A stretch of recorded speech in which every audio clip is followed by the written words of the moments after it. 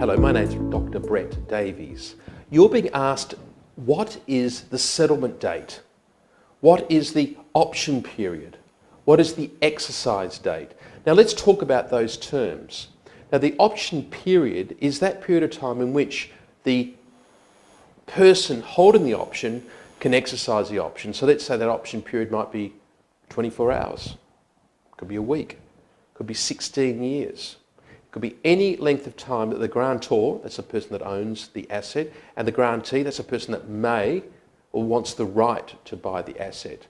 The grantee wants that time. Now, why would you want, let's say 3 months? What's a property transaction, and the grantee wants to check with the local council to see if they actually can do the subdivision or whether they can build the home they want, is there heritage on the home or whatever, and that 3-month period is what they feel is necessary.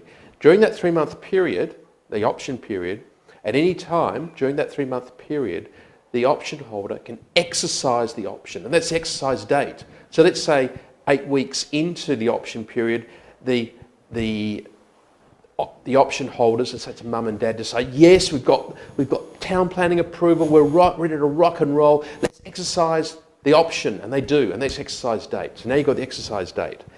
When's the settlement? Well, the settlement will be a number of days after that exercise date.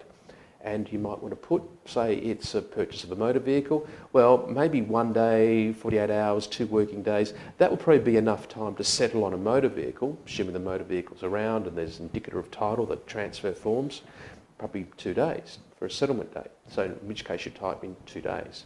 But let's say it's property. Well, property might need a bit longer, so you might want to give, say, 28 days.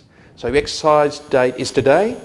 That's when the option is exercised. You're now committed to buy the asset from the grantor, and in 28 days you've got to cough up with the money, all the money left owing on the property, and on the 28th day the owner must also have all the indicator of title, all those things you'd expect to have in a title. So if it's a motor vehicle, it'd be a transfer form.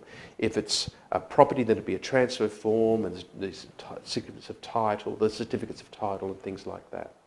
Now, if you're unsure, telephone us. We're a law firm. We can give legal advice, and that's the advantage in using Legal Consolidated, barristers and solicitors' website. Enjoy that advantage.